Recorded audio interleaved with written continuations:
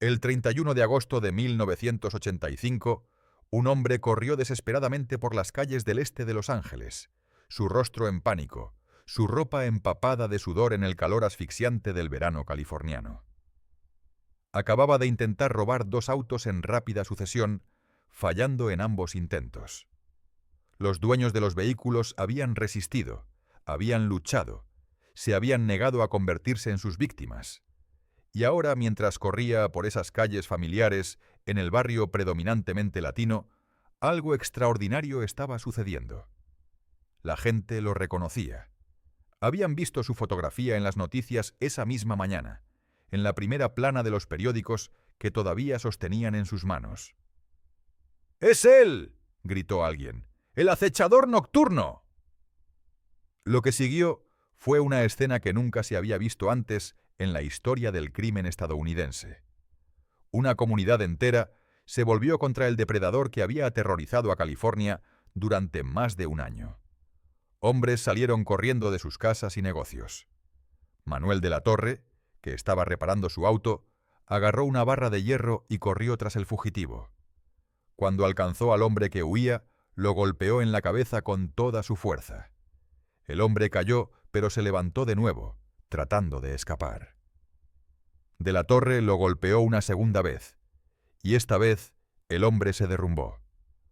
Otros residentes lo rodearon, algunos golpeándolo, otros simplemente asegurándose de que no pudiera escapar.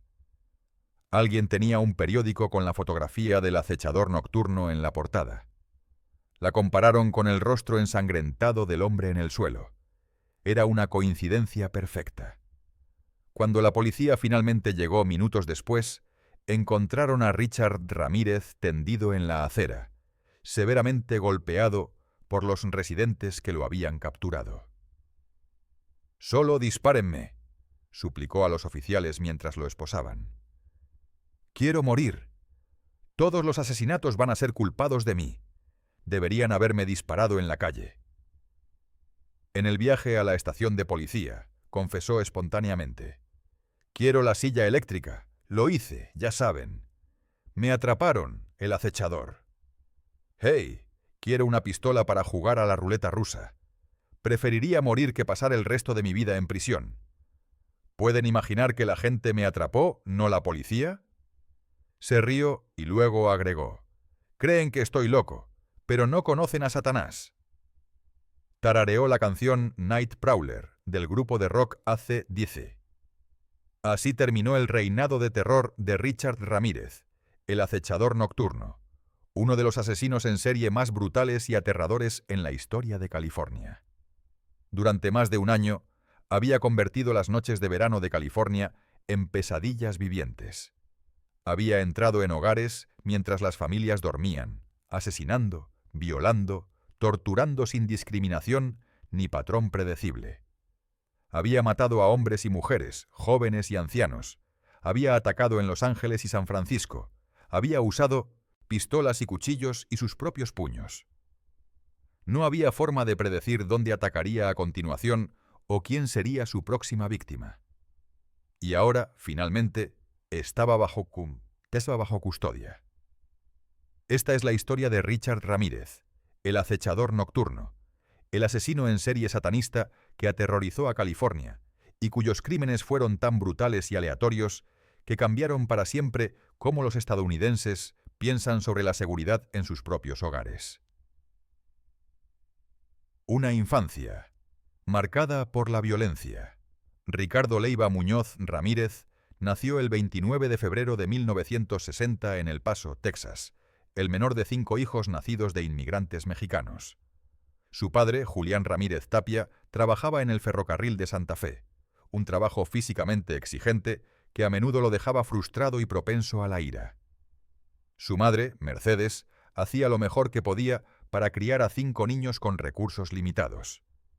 Desde el exterior, los Ramírez parecían una familia de clase trabajadora típica, luchando por salir adelante en la frontera entre Texas y México. Pero detrás de las puertas cerradas, la infancia de Richard estaba siendo moldeada por fuerzas que lo transformarían en un monstruo. Su padre era abusivo, frecuentemente golpeando a los niños por infracciones menores. Richard desarrolló epilepsia en su infancia, sufriendo convulsiones que causaron daño cerebral y que lo hicieron objeto de burlas de otros niños. A la edad de 10 años comenzó a abusar de las drogas, fumando marihuana con su primo mayor, Miguel. Miguel Ramírez era un veterano de la guerra de Vietnam que sufría de esquizofrenia y trastorno de estrés postraumático. Se jactaba extensamente ante el joven Richard sobre los crímenes de guerra que había cometido en Vietnam, mostrándole fotografías de mujeres vietnamitas que afirmaba haber violado, torturado y asesinado. Algunas de las fotografías mostraban a Miguel posando con cabezas cortadas de sus víctimas. Para un niño de 10 años, con un cerebro ya dañado y una vida hogareña ya traumática, estas imágenes y historias plantaron semillas de violencia que más tarde brotarían de maneras horribles. El 4 de mayo de 1975, cuando Richard tenía 15 años, presenció algo que lo marcaría para siempre. Durante una discusión doméstica, Miguel disparó a su esposa Jessie en la cara con una pistola, matándola instantáneamente. Richard estaba allí, viendo cómo la sangre y los sesos de Jessie salpicaban la pared. Como las fotografías gráficas y las historias de los crímenes de guerra de su primo en Vietnam, presenciar este asesinato a quemarropa aparentemente no horrorizó a Richard. En cambio, pareció fascinarlo. Poco después del asesinato, Richard se mudó con su hermana Ruth y su esposo Roberto. Roberto resultó ser un mirón que espiaba a las mujeres por sus ventanas por la noche. Llevaba a Richard con él en estas expediciones nocturnas, enseñándole cómo entrar sigilosamente a las propiedades, cómo mirar sin ser detectado, cómo seleccionar objetivos vulnerables. Estas lecciones se convertirían en la base del modus operandi posterior de Richard como el acechador nocturno.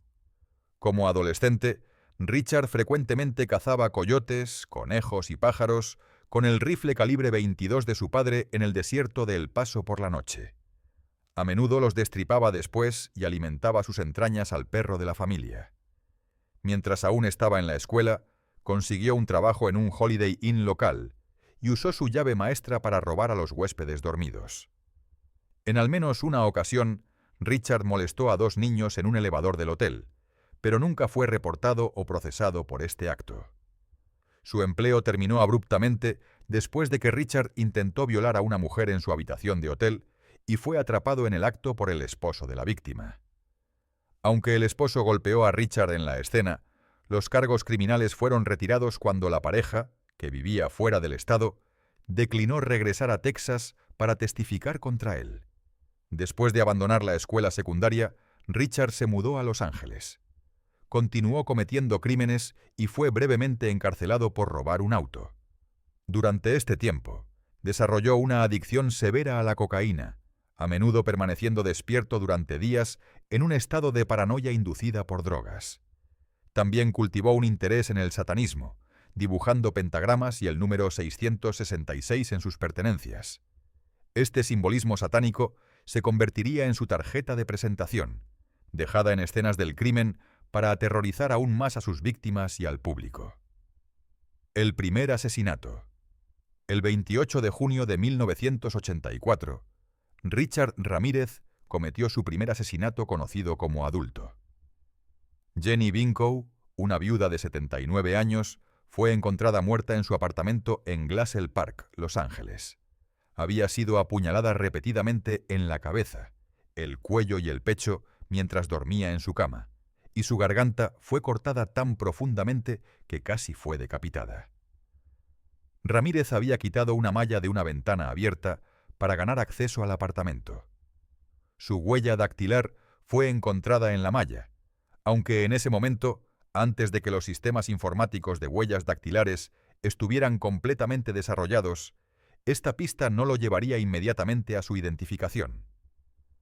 Después de matar a Binkow, Ramírez también violó sexualmente su cuerpo. La brutalidad del ataque, la naturaleza sexual del crimen y el hecho de que ocurrió durante un robo establecieron el patrón que Ramírez seguiría en los asesinatos posteriores. No estaba matando por dinero solamente, ni por gratificación sexual solamente. Estaba matando porque disfrutaba el poder absoluto que tenía sobre sus víctimas, el terror que podía infligir, la destrucción que podía causar. La oleada de terror comienza. Durante varios meses, después del asesinato de Vinco, Ramírez se mantuvo relativamente tranquilo, o al menos no cometió más asesinatos que fueran vinculados a él en ese momento.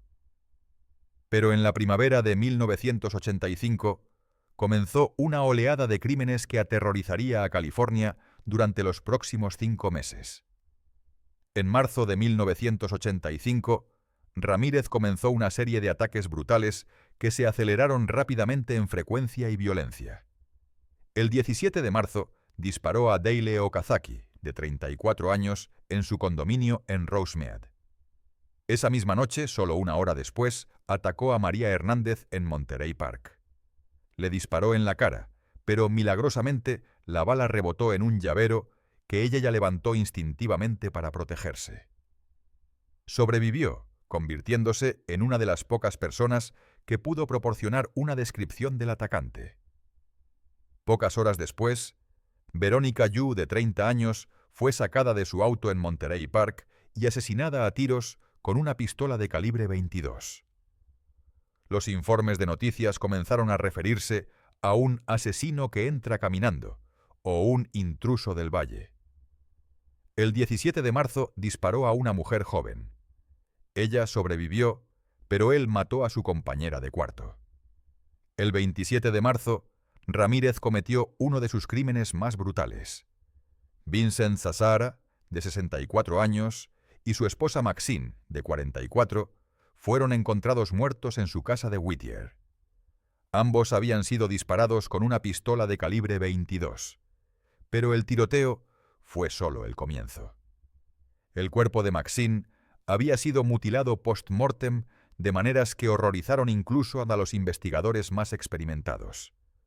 Una cruz invertida había sido tallada en su pecho. Ambos ojos habían sido extraídos con precisión quirúrgica. Apuñaló a la esposa múltiples veces post-mortem y le sacó los ojos. La policía hizo coincidir los casquillos de bala nuevamente y sospechó el trabajo de un asesino en serie. Ramírez también dejó una huella de zapato en la escena de los asesinatos del 27 de marzo. Había estado usando una marca de zapato que era nueva en Estados Unidos, zapatos deportivos Avia. Solo se había vendido un par en el área. La policía creó un boceto compuesto basado en la descripción del dueño de la tienda. Los investigadores de policía tomaron fotos y un molde de la huella del zapato, sin saber en ese momento cuán crucial sería esta evidencia. En abril, Ramírez atacó pero no mató. Harold Wu fue disparado y golpeado pero sobrevivió. La frecuencia de los ataques estaba aumentando, creando pánico en toda el área de Los Ángeles. En mayo, el 14 del mes, Bill Doy, de 66 años, fue golpeado hasta quedar inconsciente en su casa de Monterey Park con una pistola, y su esposa discapacitada de 56 años, Lillian, fue atada con esposas para pulgares y violada. Bill Doy mostró una valentía extraordinaria. A pesar de estar gravemente herido, logró telefonear a la policía antes de morir, proporcionándoles información que ayudó en la investigación y, más importante, salvando así a su esposa de ser asesinada también. El 29 de mayo, Ramírez atacó a Malvia Keller, de 83 años, y a su hermana inválida Blanche Wolf, de 80 años, golpeándolas con un martillo en sus cabezas mientras dormían. Ambas sobrevivieron milagrosamente, pero fueron gravemente heridas. 2 semanas después, Ramírez sodomizó a una mujer en Burbank, mientras su hijo de 12 años estaba encerrado en un closet. La violación ocurrió en la habitación al lado, mientras el niño podía escuchar los gritos de su madre. El trauma psicológico infligido en esta familia fue incalculable.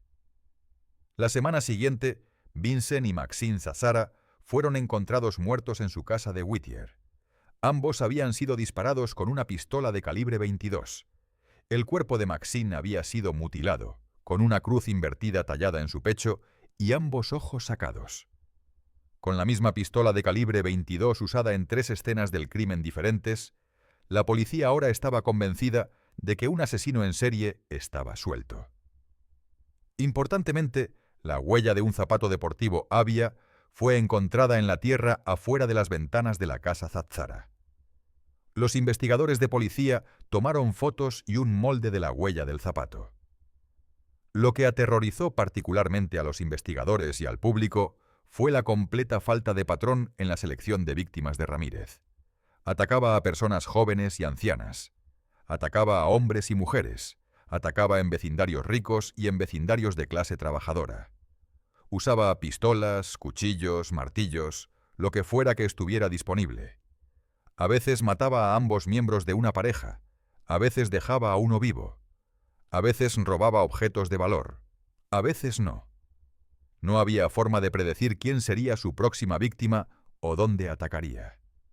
Los informes de noticias comenzaron a referirse a un asesino que entra caminando, un intruso del valle, o, finalmente, un acechador nocturno, el nombre que eventualmente se quedó. Con cada nuevo ataque, el pánico se intensificaba. Las víctimas de Ramírez no tenían nada en común excepto que eran vulnerables.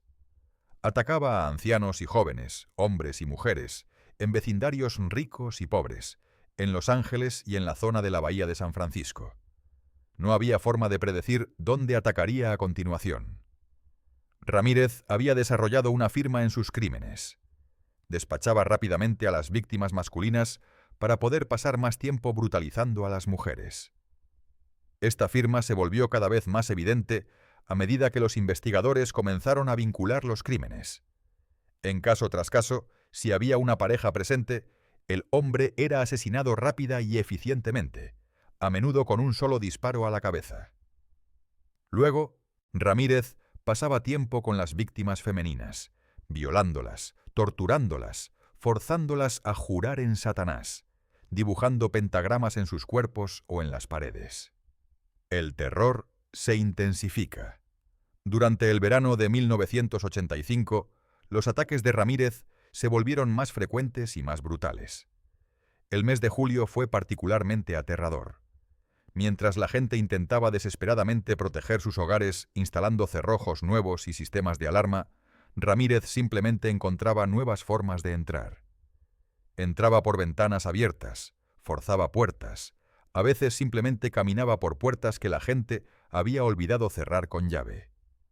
Su adicción a la cocaína lo mantenía despierto durante días, permitiéndole cometer múltiples crímenes en rápida sucesión sin necesidad de dormir. El 2 de julio, Mary Louise Cannon, de 75 años, fue encontrada muerta en su casa de Arcadia. Había sido golpeada con una lámpara y apuñalada. El 5 de julio, Whitney Bennett, de 16 años, fue atacada con un neumático de hierro mientras dormía, pero sobrevivió milagrosamente.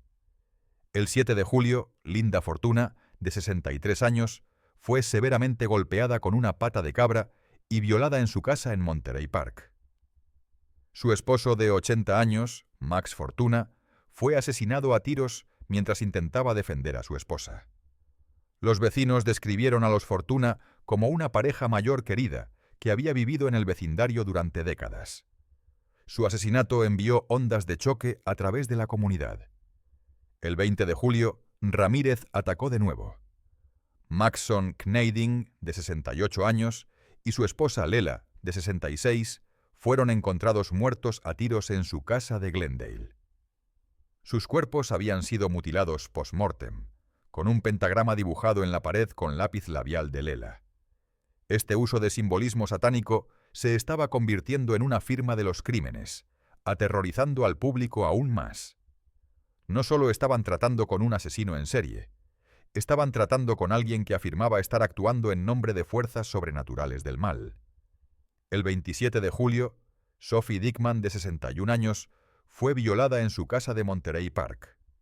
Sobrevivió, volviéndose otra testigo que pudo proporcionar una descripción del atacante. Cada sobreviviente que podía proporcionar detalles acercaba a los investigadores a identificar al acechador nocturno. En agosto, Ramírez se trasladó al área de la Bahía de San Francisco, expandiendo su territorio de caza y causando pánico en una región completamente nueva. El 6 de agosto, Christopher y Virginia Petersen fueron atacados en su casa de Northridge. Christopher fue disparado en la cabeza, pero sobrevivió. Virginia fue brutalmente atacada, pero ambos lograron sobrevivir al encuentro.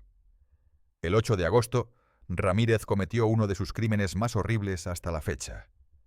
Elyas Abouad, de 35 años, fue asesinado a tiros mientras dormía en su cama en Diamond Bar. Su esposa fue violada y su hijo de 3 años fue dejado ileso en un dormitorio cercano. La violación de la esposa de Abouad ocurrió en la misma habitación donde yacía el cuerpo de su esposo asesinado, un nivel de crueldad que desafió la comprensión. El 17 de agosto, Peter y Barbara Pan fueron atacados en su casa de Lake Merced. Peter fue disparado y asesinado, mientras Bárbara fue disparada, violada y obligada a jurar en Satanás. Sobrevivió, pero quedó con lesiones cerebrales permanentes debido al disparo. Un pentagrama fue dibujado en la pared con lápiz labial. Este ataque en San Francisco confirmó que el acechador nocturno estaba operando ahora en múltiples áreas del norte de California. El 24 de agosto, en Mission Viejo, Ramírez cometió lo que sería su último ataque conocido. Bill Carnes, de 30 años, y su novia Inez Erickson, de 29 años, estaban durmiendo cuando Ramírez entró en su casa.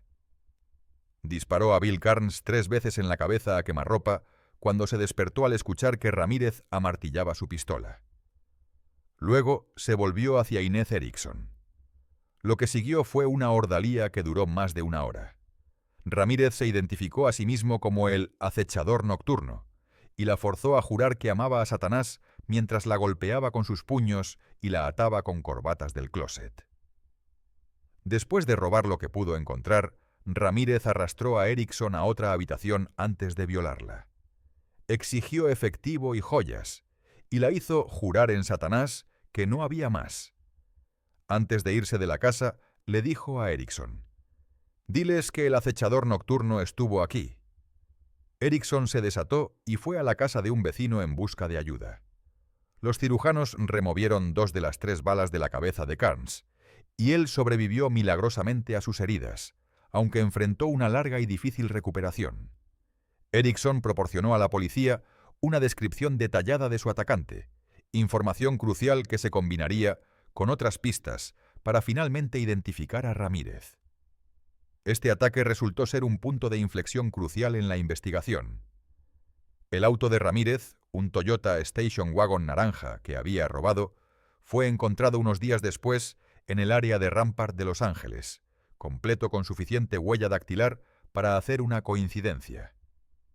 Una sola huella dactilar clara fue encontrada en el espejo retrovisor del auto. Cuando esta huella fue ingresada en el sistema informático de huellas dactilares de California, recientemente modernizado, produjo una coincidencia casi inmediata. Su registro criminal permitió a la policía finalmente ponerle un nombre al acechador nocturno.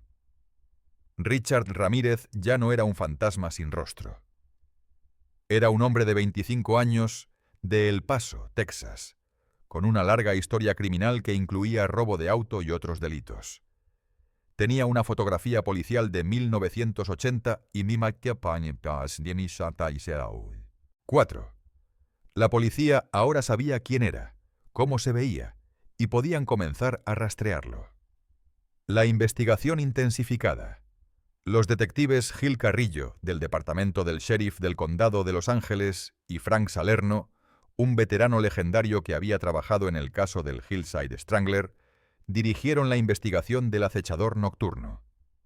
Carrillo había sido el primero en proponer que los crímenes aparentemente dispares estaban conectados, trabajados por el mismo perpetrador. Su intuición resultó ser correcta. Los investigadores trabajaron incansablemente, comparando escenas del crimen, analizando evidencia, entrevistando a sobrevivientes. La conexión de los zapatos Avia fue crucial. Este estilo particular de zapato deportivo era nuevo en el mercado estadounidense, y solo se había distribuido un número limitado en el sur de California. Al rastrear dónde se vendieron los zapatos y comparar las huellas encontradas en múltiples escenas del crimen, los investigadores pudieron vincular definitivamente muchos de los ataques. La evidencia balística también fue clave. Los casquillos de bala recuperados de varias escenas del crimen coincidían, indicando que la misma pistola de calibre 22 había sido usada en múltiples asesinatos. Aunque Ramírez usaba diferentes armas para diferentes ataques, el uso repetido de ciertas armas proporcionó enlaces forenses cruciales. Los sobrevivientes que pudieron proporcionar descripciones fueron invaluables. Aunque sus descripciones variaban en algunos detalles, existían suficientes similitudes para crear un perfil compuesto. Hombre latino, aproximadamente 25 años, delgado pero musculoso, con cabello largo oscuro y rizado, dientes en mal estado con caries visibles, olor a sudor y mal aliento. Este último detalle era el resultado de la higiene dental pobre de Ramírez y su consumo pesado de cocaína. Pero la investigación enfrentó varios obstáculos significativos. Uno de los más dañinos fue cuando la alcaldesa de San Francisco, Dianne Feinstein, reveló públicamente que la policía estaba rastreando al asesino por su tipo de pistola y sus huellas de zapatos. Esta revelación pública enfureció a los detectives porque le dio al acechador nocturno información sobre qué evidencia estaba siendo usada en su contra.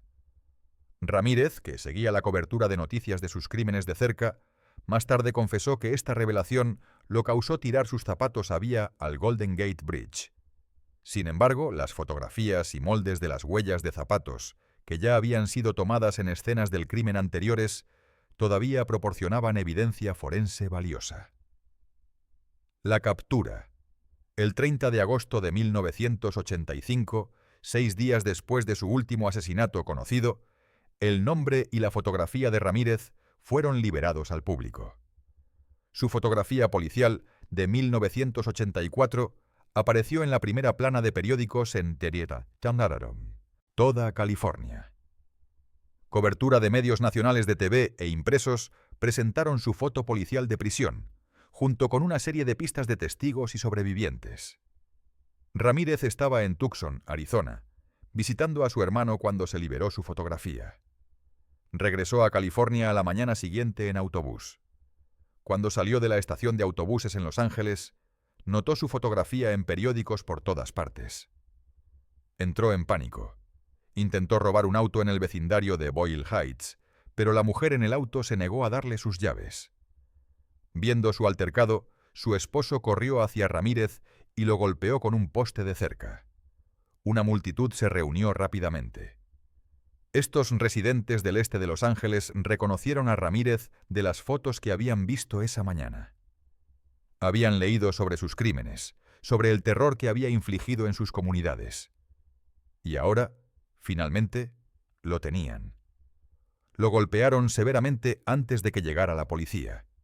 Manuel de la Torre lo golpeó en la cabeza con una barra de hierro, 2 veces, haciéndolo caer.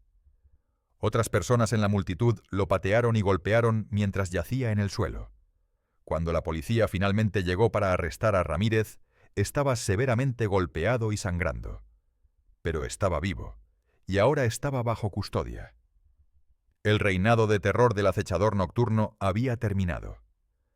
La comunidad del este de Los Ángeles, predominantemente latina, había hecho lo que miles de oficiales de policía no habían podido hacer durante más de un año. Había capturado al acechador nocturno. El juicio del siglo. El juicio de Richard Ramírez fue uno de los eventos mediáticos más intensamente cubiertos de los años 80. Casi un año después de su arresto, el 21 de julio de 1986, después de la audiencia preliminar, Ramírez presentó una moción para cambio de lugar. El tribunal llevó a cabo una audiencia extensa sobre la moción que se extendió por 2 meses. El tribunal vio horas de grabaciones de video de transmisiones de noticias de televisión. Una encuesta reveló que el 94.3% de los que respondieron habían oído hablar del caso, y el 52.7% pudieron recordar algo sobre Ramírez, como que era un satanista o que se veía malvado o malo. Los niveles de reconocimiento y predisposición fueron los más altos que los expertos habían visto jamás. La participación en programas de vigilancia vecinal probablemente se duplicó mientras ocurrían los asesinatos. La policía aumentó sus patrullas, dio consejos sobre cómo evitar ser victimizado y dio cerrojos de seguridad gratuitos a los ancianos. Las ventas de armas se triplicaron, volviendo a la normalidad después del arresto de Ramírez. El tribunal negó la moción de Ramírez para cambio de lugar el 9 de enero de 1987. El juicio comenzó finalmente el 30 de enero de 1989, con la declaración inicial de 2 horas del fiscal sobre los 13 asesinatos y 30 cargos de delito grave. Pretendía introducir al menos 400 exhibiciones como evidencia, incluidas huellas dactilares, evidencia balística e impresiones de zapatos, una de las cuales había estado en la cara de una víctima. El juicio en sí fue tan dramático como los crímenes. Ramírez se deleitaba en la atención de los medios. El 24 de octubre de 1985, durante su acusación en el Tribunal Municipal, Ramírez se volvió hacia la audiencia, levantó su mano y dijo: «¡Salve Satanás!». Un pentagrama y el número 666 aparecieron en la palma de Ramírez. Nunca mostró ningún remordimiento por sus crímenes y a menudo se volvía y se burlaba de las víctimas en la corte. El juicio enfrentó un retraso dramático cuando uno de los jurados fue encontrado muerto a tiros en su casa, un asesinato que aterrorizó a todos los jurados, aunque eventualmente fue culpado de su novio. Este incidente agregó otra capa de drama a procedimientos que ya eran intensamente mediáticos. La defensa se centró en la falta de evidencia física que vinculara a Ramírez con los crímenes acusados, atacó la confiabilidad de las identificaciones de Ramírez y ofreció la coartada de que Ramírez estaba en Texas cuando se cometieron algunos de los crímenes. El padre de Ramírez, Julián Ramírez Tapia, incluso subió al estrado para decir que Richard había estado en El Paso, Texas, durante 8 días comenzando alrededor del 24 de mayo de 1985. Pero la evidencia contra Ramírez era abrumadora. El fiscal usó evidencia circunstancial para vincular a Ramírez con los zapatos Avia que dejaron huellas en las escenas del crimen, con su apariencia en las cercanías de los crímenes, con su modo de operación cambiante y con la posesión de artículos removidos de las víctimas o sus hogares. También tenía huellas dactilares y evidencia de firma. Después de usar 137 testigos y 521 exhibiciones, la Fiscalía descansó su caso. Una complicación para el equipo de defensa fue los numerosos pentagramas dejados en las escenas del crimen, en un auto que tenía la huella dactilar de Ramírez, en el muslo de una víctima, en Ramírez y en su celda. Este era un medio de vincular los crímenes, especialmente porque Ramírez era un autoproclamado satanista.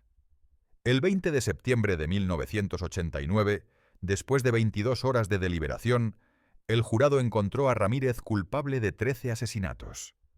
Fue condenado por 67 delitos graves en total, incluyendo 13 asesinatos en primer grado, un asesinato en segundo grado, 5 intentos de asesinato, 4 cargos de violación, 3 cargos de copulación oral forzada, 4 cargos de sodomía forzada y 14 cargos de robo en TEAM. Primer grado. La fase de sentencia. Después de las condenas, el juicio entró en la fase de pena, donde el jurado tendría que decidir si Ramírez recibiría la pena de muerte. El fiscal revisó sus argumentos del juicio e instó al jurado a darle a Ramírez lo que se merecía. El 3 de octubre de 1989, después de 4 días de deliberaciones, el jurado dijo que habían votado por la muerte para Richard Ramírez. Las miembros femeninas estaban llorando. Ramírez, que estuvo presente para esto, fue sacado de la sala del tribunal sonriendo. «Gran cosa», dijo. «La muerte siempre vino con el territorio». Más tarde, mientras era llevado con grilletes de vuelta a la cárcel del condado, agregó para los reporteros: «Los veré en Disneylandia». El 9 de noviembre de 1989 fue oficialmente sentenciado a muerte 19 veces. Ramírez charlaba con sus abogados durante todo. Después agregó a su imagen oscura con su discurso bastante incomprensible al tribunal. «No me entienden, no espero que lo hagan, no son capaces de ello. Estoy más allá de su experiencia, estoy más allá del bien y del mal. Legiones de la noche, raza nocturna, no repitan los errores del merodeador nocturno y no muestren piedad. Ramírez fue enviado al corredor de la muerte en la prisión estatal de San Quentin en California, donde pasaría los siguientes 24 años.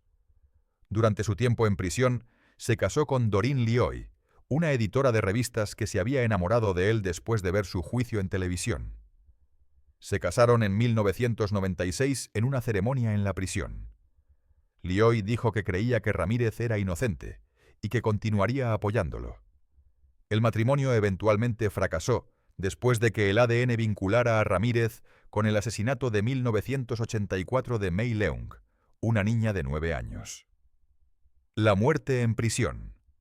El 7 de junio de 2013, Richard Ramírez murió en el Centro Médico Marine General en Green Bay, California, a la edad de 53 años. La causa de la muerte fue complicaciones del linfoma de células B y enfermedad hepática crónica. Había estado en el corredor de la muerte durante 24 años, su ejecución retrasada repetidamente por apelaciones y procedimientos legales. Su muerte fue recibida con sentimientos mixtos. Para las familias de sus víctimas, fue un alivio que finalmente había ido, pero también frustración de que nunca había enfrentado la ejecución por sus crímenes. Para aquellos que se oponían a la pena de muerte, su muerte por causas naturales era evidencia de las fallas del sistema de pena de muerte de California, donde los reclusos a menudo pasan décadas en el corredor de la muerte antes de morir de causas naturales en lugar de ser ejecutados. Las víctimas recordadas. En medio de todo el drama del juicio de Ramírez, su imagen satánica y su personalidad teatral, es crucial recordar a las personas reales cuyas vidas destruyó. Al menos 14 personas fueron asesinadas por Richard Ramírez. Innumerables más fueron violadas, golpeadas, torturadas. Las familias de las víctimas tuvieron que soportar no solo la pérdida horrible de sus seres queridos, sino también años de atención mediática intensa mientras el caso avanzaba por el sistema judicial. Jenny Binkow, 79 años, fue su primera víctima identificada. Era una viuda que vivía sola, vulnerable y indefensa, cuando Ramírez entró en su apartamento esa noche de junio. Dayle Okazaki, 34 años, fue disparada y asesinada la misma noche que María Hernández sobrevivió milagrosamente cuando una bala rebotó en sus llaves. Tsai Lian-yu, 30 años, fue sacada de su auto y asesinada a tiros. Vincent Zazara, 64 años, y su esposa Maxine, 44, fueron asesinados brutalmente en su casa. Bill Doy, 66 años, logró llamar a la policía antes de morir, salvando la vida de su esposa. Mabel Bell, 83 años, y su hermana inválida Florence Lang, 81 años, fueron brutalmente atacadas en su casa. Chainarong Kovananth, 32 años, fue asesinado a tiros mientras su esposa era violada y su hijo de 8 años fue amenazado. Elyas Abowad, 35 años, fue asesinado a tiros mientras dormía. Cada una de estas personas era un individuo con familia, amigos, sueños, esperanzas. No eran simplemente estadísticas en la historia de crímenes de un asesino en serie. Eran madres y padres, abuelos, esposos y esposas. Sus muertes dejaron agujeros en sus familias y comunidades que nunca pueden ser llenados. Los sobrevivientes también vivieron con trauma profundo. Inez Erickson, que fue violada por Ramírez y forzada a jurar en Satanás, tuvo que reconstruir su vida después de la horrible experiencia. Bill Carnes sobrevivió a ser disparado 3 veces en la cabeza, pero enfrentó una larga recuperación. María Hernández sobrevivió solo porque una bala rebotó en sus llaves, pero vivió con el trauma de haber estado tan cerca de la muerte. El impacto en California. El reinado de terror de Richard Ramírez cambió fundamentalmente cómo los californianos pensaban sobre la seguridad en sus propios hogares. Antes del acechador nocturno, muchas personas en los vecindarios suburbanos tranquilos rutinariamente dejaban ventanas abiertas en las noches cálidas de verano, o incluso dejaban puertas sin cerrar. Después de Ramírez, eso cambió. Las ventas de sistemas de seguridad para el hogar se dispararon. Las ventas de armas se triplicaron durante su oleada de crímenes. Los programas de vigilancia vecinal vieron la participación duplicarse. El Departamento de Policía de Los Ángeles aumentó las patrullas en vecindarios residenciales durante las horas nocturnas. Dieron consejos públicos sobre cómo evitar ser victimizado, cerrar con llave todas las puertas y ventanas, instalar sistemas de alarma, conseguir perros guardianes, unirse a programas de vigilancia vecinal. Para los residentes ancianos que no podían pagar nuevos cerrojos, la policía los proporcionó gratuitamente. El caso también destacó las limitaciones de las técnicas de investigación de la época. La huella dactilar de Ramírez fue encontrada en la escena del primer asesinato en 1984, pero sin sistemas informáticos de huellas dactilares completamente desarrollados en ese momento, no pudo ser identificado inmediatamente. Solo después de que California implementó un nuevo sistema informático de huellas dactilares a mediados de 1985, pudo la huella dactilar de la escena del auto robado ser rápidamente comparada y vinculada a Ramírez. El caso del acechador nocturno aceleró la adopción de tales sistemas informáticos en todo el país.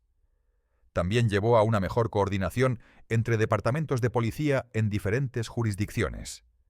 Los crímenes de Ramírez abarcaban múltiples ciudades y condados, y la capacidad de compartir información rápidamente entre estas jurisdicciones fue crucial para finalmente identificarlo y capturarlo.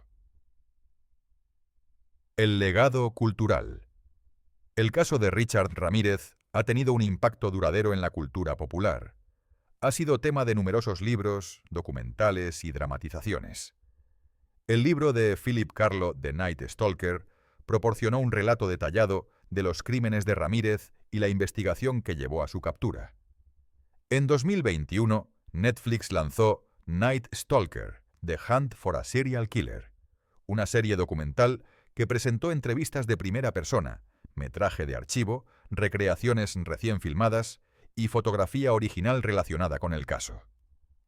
El director Tiller Russell tomó la decisión deliberada de enfocarse en las víctimas e investigadores en lugar de Ramírez mismo. Hubo esta celebrización de él como un personaje debido a la naturaleza de circo del juicio, y se convirtió en este objeto extraño y oscuro de deseo, explicó Russell. No quería glamurizarlo de ninguna manera. Eso fue increíblemente importante para nosotros, no caer presa de su mito falso y corrupto y peligroso. El caso de Ramírez también ha sido estudiado extensamente por criminólogos y psicólogos forenses que intentan entender qué crea un asesino en serie tan prolífico y brutal. Su infancia traumática, exposición a violencia extrema, a una edad temprana, abuso de drogas y daño cerebral de la epilepsia fueron todos factores contribuyentes. Pero millones de personas experimentan traumas similares sin convertirse en asesinos en serie, planteando la pregunta de qué más en la composición psicológica de Ramírez lo llevó por ese camino oscuro. Su autoproclamado satanismo también ha sido tema de mucho debate. Algunos expertos creen que era genuino en sus creencias satánicas, viendo a Satanás como una figura de poder y rebelión contra la autoridad. Otros argumentan que adoptó el simbolismo satánico principalmente por su valor de choque, como una forma de aterrorizar aún más a sus víctimas y crear una imagen pública aterradora. Reflexiones finales. El caso de Richard Ramírez, el acechador nocturno, sirve como un recordatorio sombrío de la capacidad humana para el mal. Durante más de un año, aterrorizó a California, entrando en hogares al azar y cometiendo actos de violencia tan brutales que parecían casi incomprensibles. No había patrón a sus ataques excepto su imprevisibilidad. No había forma de saber quién sería su próxima víctima o dónde atacaría a continuación. Su captura fue notable no porque la policía finalmente lo rastreó usando tecnología sofisticada o trabajo detectivesco brillante, aunque esas cosas jugaron un papel. Fue notable porque una comunidad entera se volvió contra él. Los residentes del este de Los Ángeles, que lo reconocieron de su foto policial, no llamaron a la policía y esperaron que llegaran. Lo persiguieron ellos mismos, lo atraparon y lo sometieron. Tomaron la justicia en sus propias manos, de una manera que era tanto vigilante como comprensible, dado el terror que había infligido.